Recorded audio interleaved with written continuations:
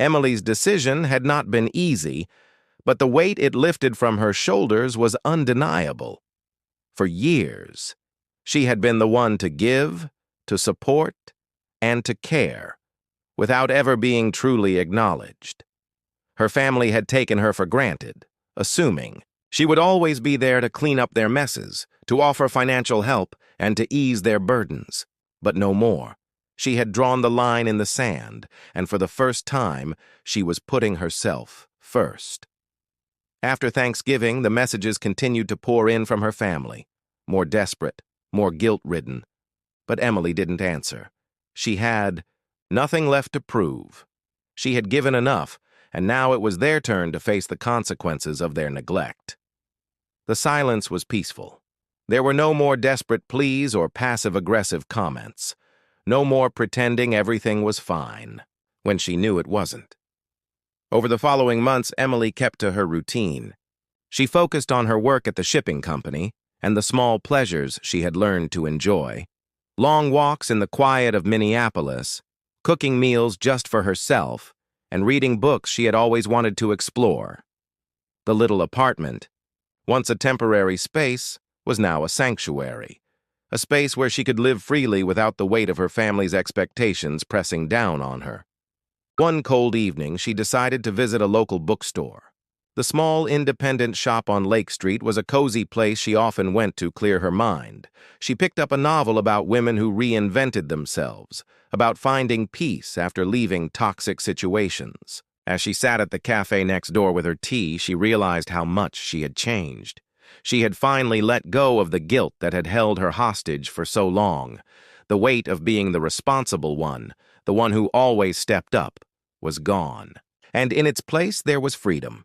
Freedom to live on her own terms. She didn't hear from her family much after that. Her mother had reached out once more, but Emily knew, deep down, that nothing would change. The bond she once had with them had been broken long ago, and now that the truth was clear, there was no going back.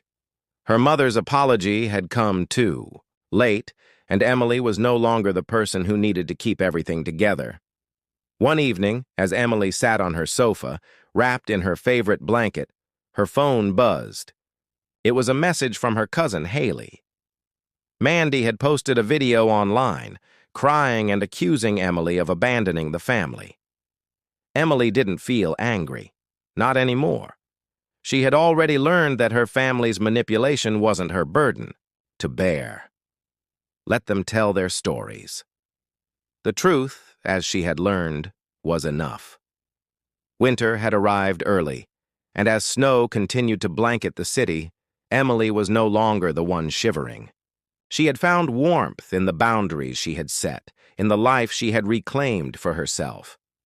And with every passing day, she realized that this life, filled with peace and self-respect, was far more valuable than anything her family had ever offered her. One morning in early December, as Emily brewed her morning coffee, she thought about the old house, the house she grew up in.